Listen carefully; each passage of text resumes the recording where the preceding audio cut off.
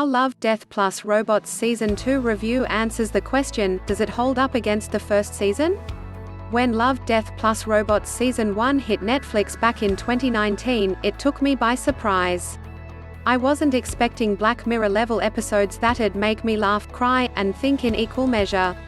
Coming in at 18 episodes, the first season had a lot to offer, from completely inane premises when the yogurt took over to far-flung apocalyptic futures, the secret war, to everything in between. With standout episodes like Sonnie's Edge and 3 Robots, there was high hope for Love, Death Plus Robots Season 2. Unfortunately, I have to say I'm disappointed. Love, Death Plus Robots Season 2 review, spoiler-free. First and foremost, the second season comes in at only 8 episodes, less than half of the original. It's difficult to compare the 2 seasons when the first is so varied in style and story. I would have hoped Season 2 would be a more concentrated second outing for the series, but it appears to be the opposite. Each episode of the first season did what any good short story should do, leave a lasting impression that makes you revisit the concept time and time again to see if you can glean anything new. I've watched Sonnie's Edge a dozen or so times, and I never get bored. Unfortunately, I don't have a strong pull to rewatch any of Season 2's installments. That's not to say they're bad. They're not. Rather, they didn't pack the same punch as Season 1's, and I have less of a desire to linger in these worlds, basking in their wonder or their horror.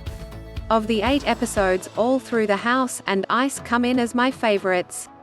They are 2 wildly different tales that stick out in my mind for 2 different reasons, the former's big reveal, and the latter's beautiful animation. My main criticism of Love, Death Plus Robots Season 1 was its clear lack of female creatives in the writer's room. Most of the women in the episodes were either highly sexualized and objectified, or were survivors of some sort of sexual violence. While my Love, Death Plus Robots Season 2 review isn't exactly full of praise, I do recognize that this season was filled with far less misogynistic and sexist content. Was it because there were fewer episodes and fewer female characters? It's a strong possibility. I appreciate the women who worked on this show, but I'd be lying if I said I wasn't interested in seeing the series expand its writer's room to include more female voices. Love, Death Plus Robots is unique in its freedom to create bizarre worlds and characters with memorable and thought-provoking story arcs, and I'd love to see it expand its current roster.